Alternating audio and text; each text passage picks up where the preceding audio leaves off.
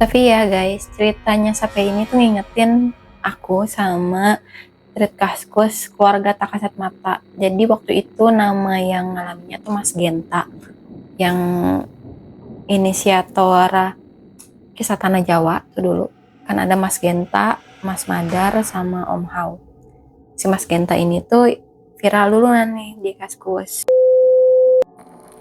Hai gengs, welcome to Forbia di Cahaya. Cerita horor yuk. Tahu gak sih guys, ini aku take konten udah beberapa kali dan semuanya tuh tersendat karena sumpah anjing tetangga aku tuh berisik banget. Jadi tiap kali aku lagi take gitu ya, ngegonggongnya nyaut nyaut nyaut nyaut nyaut. Jadi kayak aduh kapan ya mereka tidur. Aku tuh biasa take konten tuh bener-bener deh kayak jam 1 malam, jam 2 malam, kayak capeknya. Anyway, gimana nih bias-biasku kabarnya? Semoga tetap sehat dan dalam lindungan Tuhan ya. Aku ini udah seminggu belum sehat-sehat juga guys. Jadi aku tag kontennya di atas kasur. Karena emang aku harus reserve energi aku banget biar aku cepet-cepet sehat ya. Aku sebenarnya nggak bosen ya di rumah doang. Terus kayak kerja juga biasa kan di rumah. Tapi ini kan kayak nggak bisa keluar juga ya. Maksudnya nggak bisa terlalu aktif karena memang dari badan tuh lemes banget. Tapi aku tetap menikmati karena aku bisa baca banyak hal, termasuk aku bisa cari cerita-cerita yang menurut aku menarik gitu loh.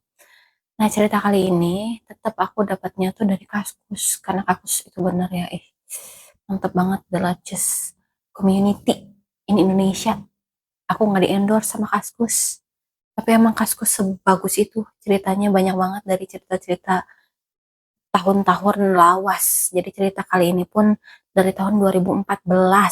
Diceritakannya di 2014, tapi kejadiannya udah dari tahun-tahun lalunya gitu. Nah, ini kalian bisa lihat nih di sini kan. Oke, biar gak lama-lama, langsung aja kita ke ceritanya ya.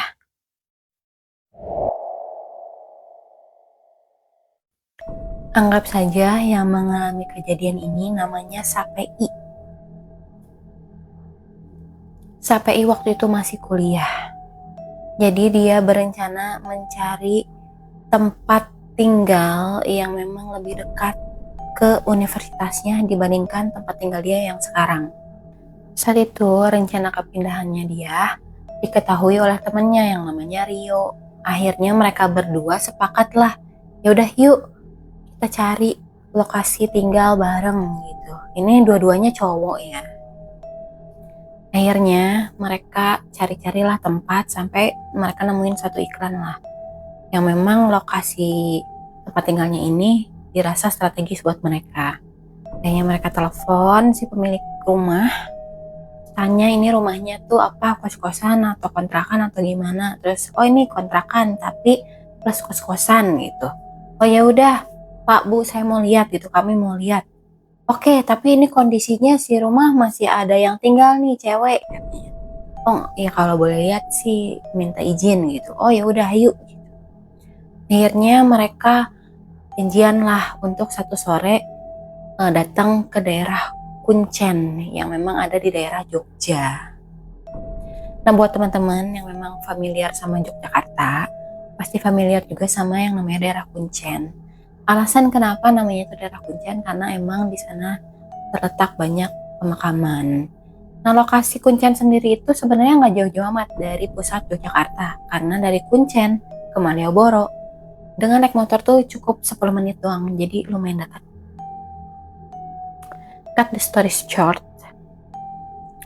si rumah yang nanti mau dilihat sama si Rio dan Sapei ini lokasinya tuh dekat dari Pasar Kritikan. Akhirnya mereka pun ke sana bersama pemilik rumah, udah janjian supaya mereka gak kagok gitu ya, minta izin sama si penghuni rumah yang masih ada di situ. Akhirnya ya mereka survei lah, lihat-lihat gitu. Jadi kondisi rumahnya tuh kayak gini. Ini rumah kos-kosan gitu kali ya. Jadi mungkin dulu fungsinya itu memang sebagai kos-kosan yang memang disediakan tempat tinggal buat si bapak atau ibu kosan yang buat jaga. Jadi di lantai bawah itu ada 3 kamar buat pengawas kos-kosannya. Di atas ada 7 kamar buat kos-kosan wanita. Terus di area agak belakang ini ada 4 kamar lagi nih. Jadi total ada 11 kamar buat dikosin dan 3 kamar buat pengawas kos-kosan kayak gitu. Cuman sekarang kondisinya tuh memang udah nggak berpenghuni tuh kos-kosan. Alasannya pun nggak tahu kenapa. Karena emang sekitar di situ tuh banyak kos-kosan cewek juga, tapi penuh. Jadi cuman kos-kosan ini doang nih yang entah kenapa nggak ada isinya, kecuali yang ngontrak itu mbak-mbak. Akhirnya pas si Sapai sama Rio survei ke situ, ya nggak ada yang salah sih dengan si rumah ini. Memang letaknya itu terhimpit rumah-rumah lainnya deh. Jadi yang kelihatan tuh cuma pintu doang. Nah pintu ini pun ada 2, jadi pintu yang memang buat si penjaga kosannya sama pintu untuk masuk ke area kos-kosannya itu yang 7 kamar dan 4 kamar di area belakang gitu. Si rumahnya sendiri memang ada satu garasi gede yang memang cukup buat si mobil. Sama kalau misalkan udah masuk ke dalam itu ada area tengah yang cukup luas, dan area tengah ini tuh udah ada kursi sama mejanya, jadi memang rumahnya semi furnish gitu. Nah sudah mereka lihat-lihat suasana rumah, dipersilahkanlah oleh si mbak-mbak yang memang masih menghuni di situ untuk mereka istirahat sebentar gitu. Jadi mbak-mbaknya tuh lumayan friendly lah ya, mempersilahkan si Sapai sama si Rio buat ngobrol-ngobrol lah, berbincang-bincang. Akhirnya si mbak ini tuh nanya lah sambil basa-basi gitu, kalian rencana tinggal di sini tuh kapan? Misalnya rencana pindah ke sini kapan? Emang udah tertarik nih sama rumah ini? Udah mantep belum gitu sama rumahnya? Terus ya disambut positif lah Mas Rio, Mas API. Ya memang rumah ini dari segi budget sama dari segi lokasi itu cukup strategis buat kebutuhan mereka. Akhirnya ya mungkin mereka akan fix tinggal di situ. Terus mereka juga nanya nih si Sapai sama Rio, Mbak sendiri kira-kira kapan pindah dari rumah ini? Terus oh saya sih beberapa hari juga ntar udah pindah kok gitu. Oh iya by the way nih kata si mbaknya gini, by the way kalian rajin beribadah nggak? Gitu. Kayak aneh banget sih, kok kepo banget nih mbak-mbak nanyain rajin ibadah atau enggak. Tapi ya mereka jawab ya kita sih alhamdulillah rajin sholat gitu. Oh ya udah amin lah, kalau yang rajin sholat kan biasanya nggak takut ya orangnya, nggak penakut. Kayak si Sapai Mario lihat kelihatan kan ya nggak penakut gimana sih, biasa aja gitu. Oh ya aman lah kalau gitu kata si mbaknya kayak gitu.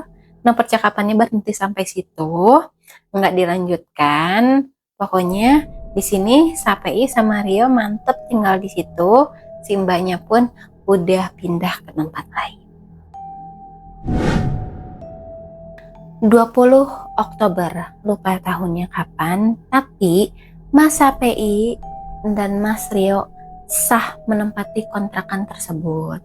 Nah, di bawah itu kan ada 3 kamar ya. Jadi si Mas Rio di sini, Mas API di sini. Nah, di seberang ini ada kamar. Jadi di seberang kamarnya Mas Rio lah, itu ada kamar yang dalamnya itu udah ada kamar mandinya. Ini nanti rencananya buat teman mereka satu lagi yang mau join.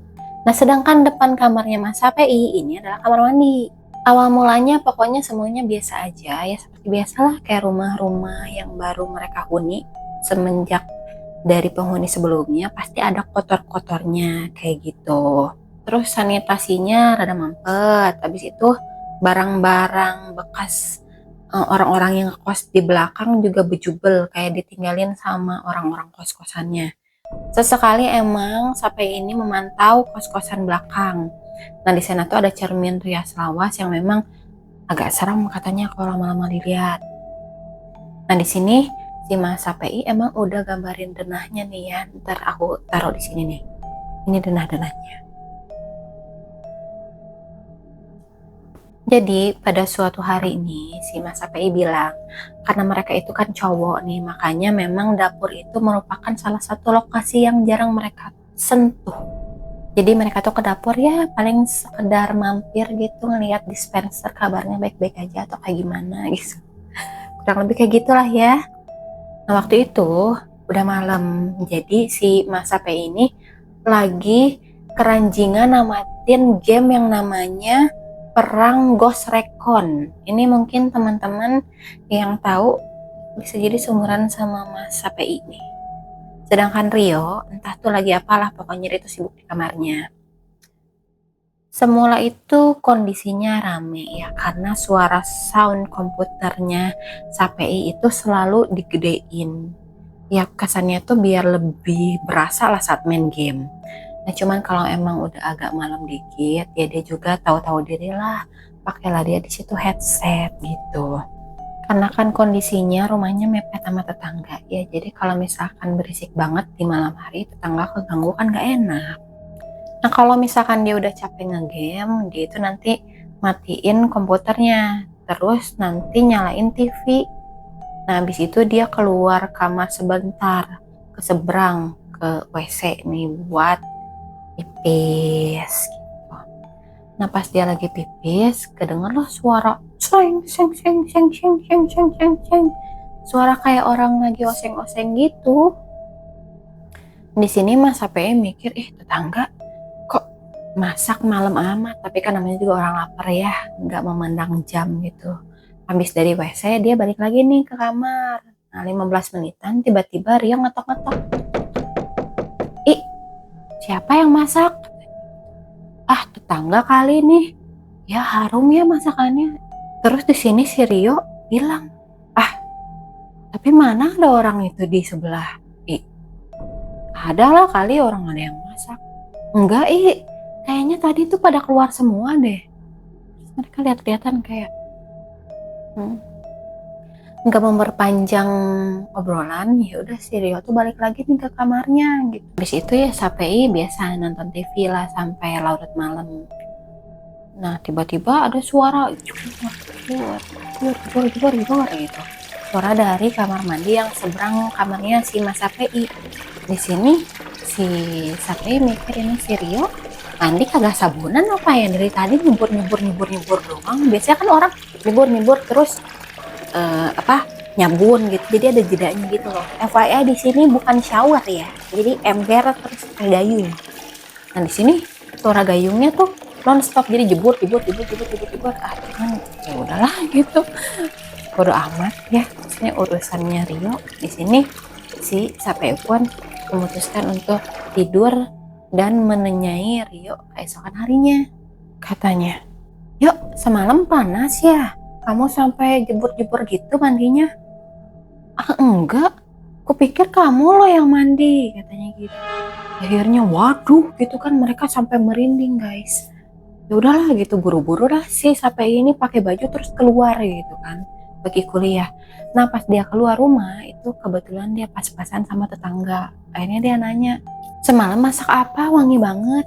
Terus tetangganya cuma bilang, malam kita nggak di rumah, kita pulang pun nggak ada masak, istirahat. Terus di sini combo 2, takut banget ya, dianya dia pun langsung pergi kuliah. Terus pada suatu hari, jadi si Sapai ini kedatangan omnya, pamannya gitulah dari kota. Rencananya si pamannya ini emang mau nguliahin anaknya yang perempuan buat kuliah di Jogja. Nah, jadi si pamannya ini datang ke Jogja tuh bukan cuman buat pulang pergi gitu ya.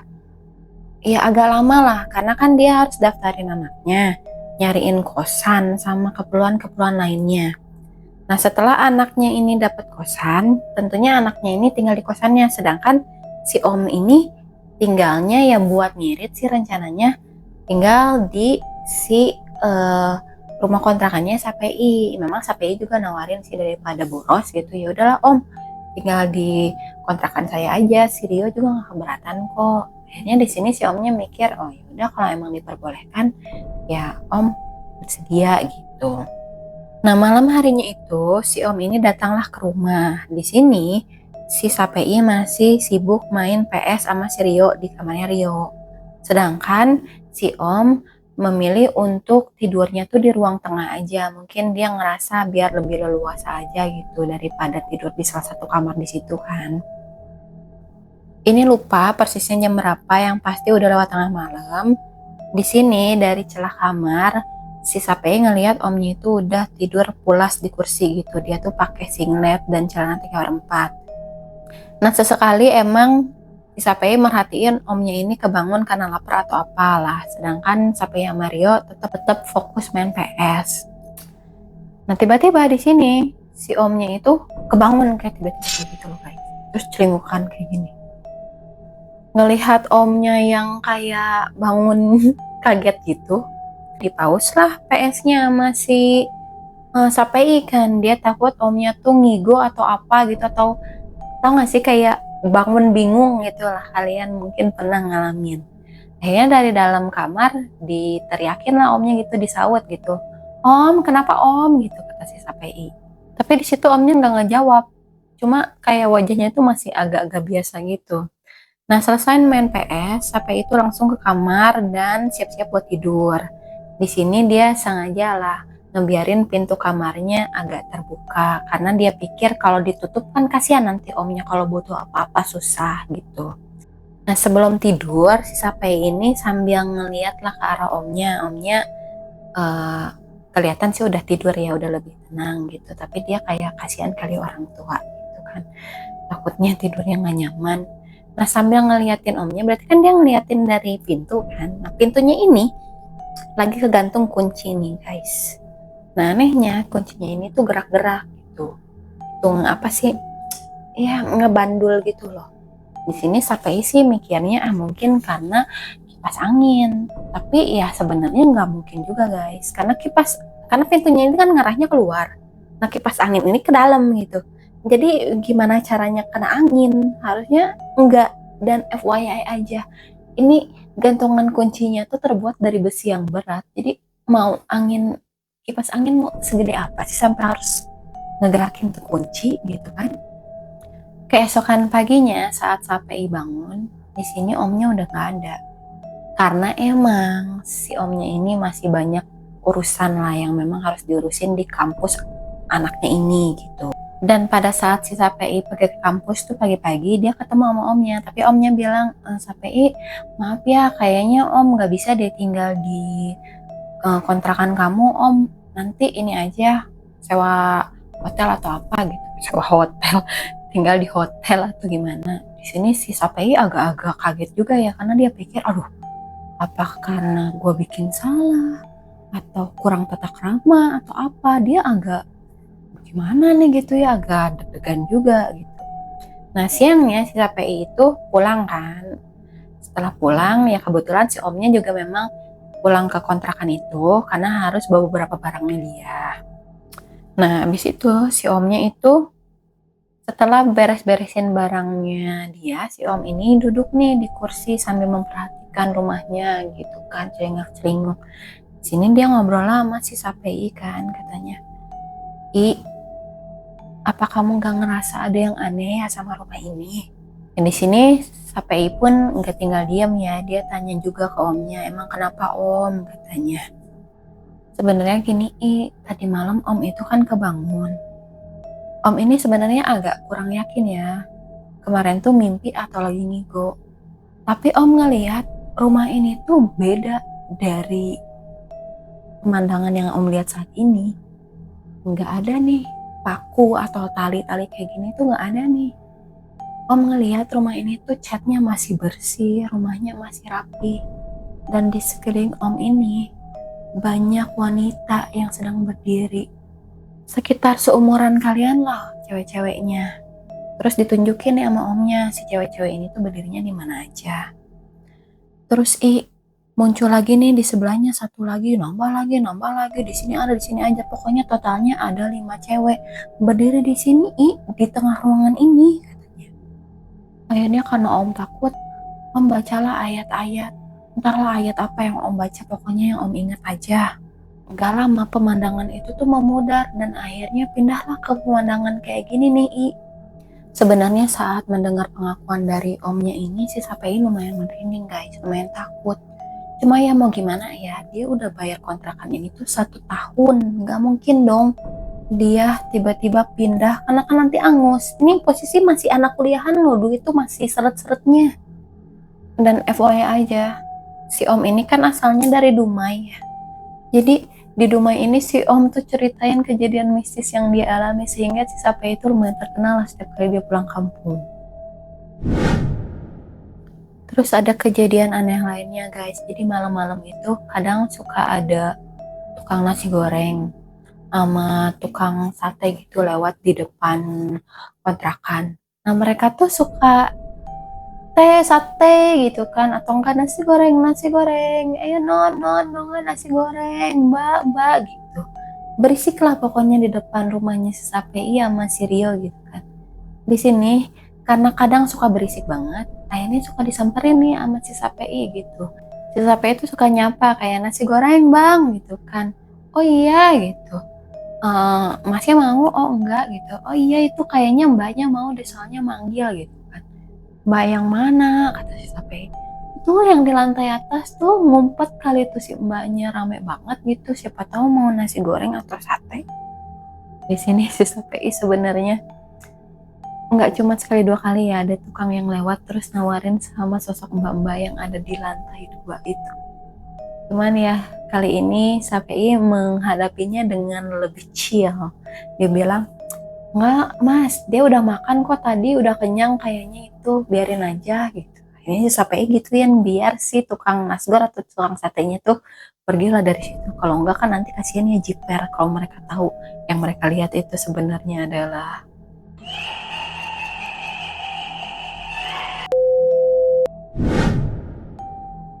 kejadian lainnya gitu ya. Seperti anak-anak kuliahan biasanya tentunya pasti ada tugas-tugas dong dari kampus yang memang harus dikerjakan secara berkelompok. Tidak terlepas juga dengan SPI. SPI itu harus mengerjakan tugas dengan kelompoknya. Di sini karena nggak mungkin kan mereka ngerjain tugasnya di kampus terus atau di mana. Pokoknya intinya SPI menyarankan dan menawarkan ke teman-temannya, guys katanya, udahlah ngerjain tugasnya di kontrakan gua aja kan biar lebih leluasa, kita kan orangnya juga banyak. Kalau misalkan di kos-kosan, di kamar kos-kosan kan biasanya sempit, kalau di gue bisa di ruang tengahnya nanti dan lain-lain gitu. Akhirnya karena hari pun udah mulai sore, teman-teman satu kelompoknya memutuskan oke lah mau nginep nih di kontrakannya si Sapei sekaligus buat ngerjain tugas gitu. Nah ada salah satu temennya namanya tuh Kairi gitu. Si Kairi ini pas nyampe rumahnya Sapei gitu jenguk gitu, nggak langsung masuk, kayak ragu gitu. Habis itu dia masuk, naruh tas dia, langsung buru-buru kan ngerjain. Kayak sampai lihat teladan banget ini Kairi gitu kan. Kairi udah kan, nanti kan kita bisa kerjain bareng-bareng, chill aja santai gitu. Lo mau istirahat dulu kayak mau makan dulu ya beresin aja dulu. Enggak gue mau ngerjain part gue dulu, yang penting beres katanya gitu. Pokoknya beres-beresnya itu sekitar jam 12 malam lah. Intinya di sini si Kairi pamit pulang. Kenapa gak nginep aja sih Kairi gitu kan, kata Sapei. Oh enggak, gue mau balik aja.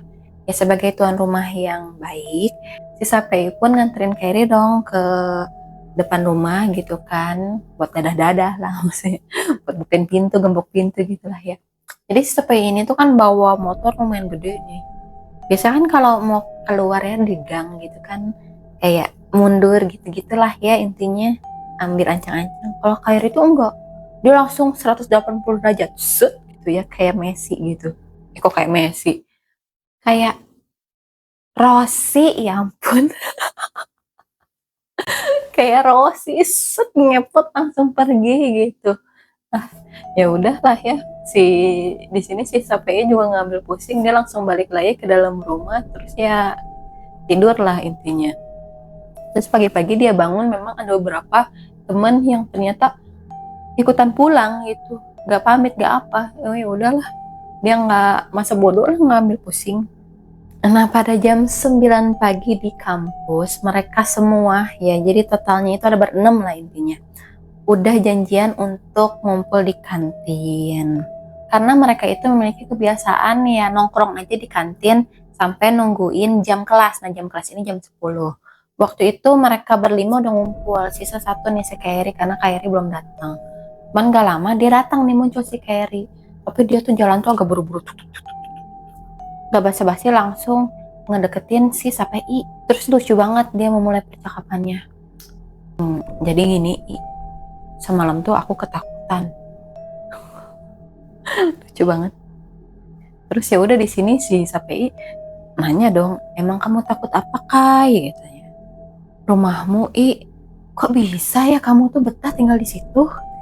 Di depan itu loh ada orang besar, bulu semua badannya. Ada juga yang kepalanya anjing, terus badannya manusia. Nah sedangkan di dalam, cewek itu banyak. Di atas cewek lah, terus di dapur banyak pocong Dia tuh pokoknya cerita gamblang banget. Nah di sini ya pokoknya buat lah di sini kan sampai mau nggak mau udah bayar 1 tahun, nggak mungkin dia hangusin ya. Dia bilang biarin aja lagian kan biar rame di situ, biarlah katanya gitu. Cuman di sini si Kairi bilang pokoknya hati-hati ya, terutama sama pocong sama yang kepalanya anjing itu, mereka tuh suka usil. Udah biarin aja kata Sapei kayak gitu. Sebenarnya di sini si Sapei takut ya, dan dia juga kayak aduh sih Kairi indigo ternyata pantesan dia kayak gitu. Cuma bagaimanapun yang bayar kan di situ Sapei ya, sedangkan penghuni-penghuninya kan nggak bayar, jadi ya mau gimana pun dia harus bertahan ya kayak.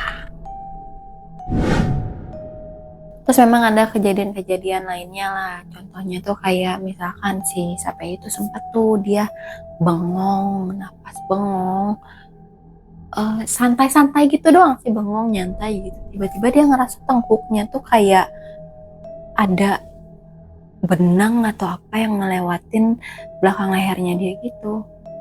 Pas dia mati sebenarnya nggak ada apa-apa guys. Jadi dia ngerasa kayak ada ngebelai tapi nggak ada apapun. Sama ada suatu hari ya pas mereka tuh lagi nyuci motor, jadi ini motor depannya mereka kaca gitu, kaca jendela. Dia tuh ngerasa ada yang lewat kayak gitu aja.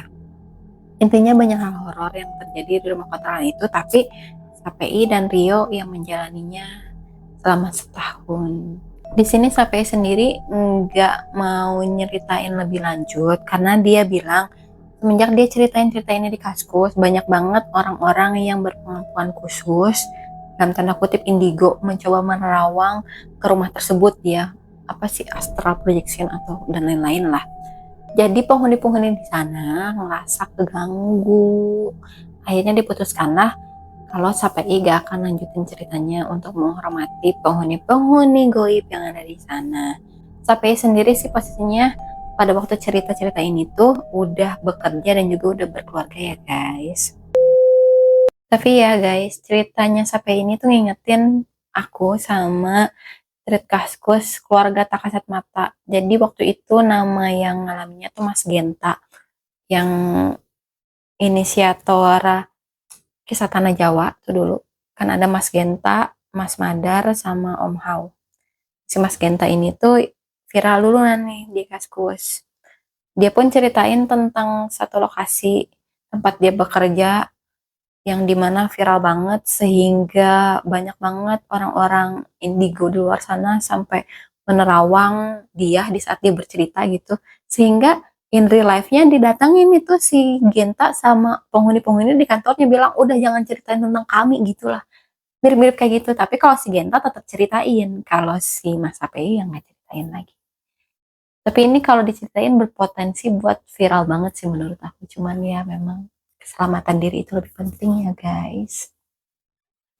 Oke, sekian ceritanya. Sehat-sehat terus buat Mas Rio, Mas API, dan juga aku berharap semoga rumahnya suatu hari nanti bisa menjadi berkah ya. Anyways, kalau misalkan kalian suka sama ceritanya, jangan lupa di like ceritanya, jangan lupa juga subscribe supaya nggak ketinggalan cerita dari aku.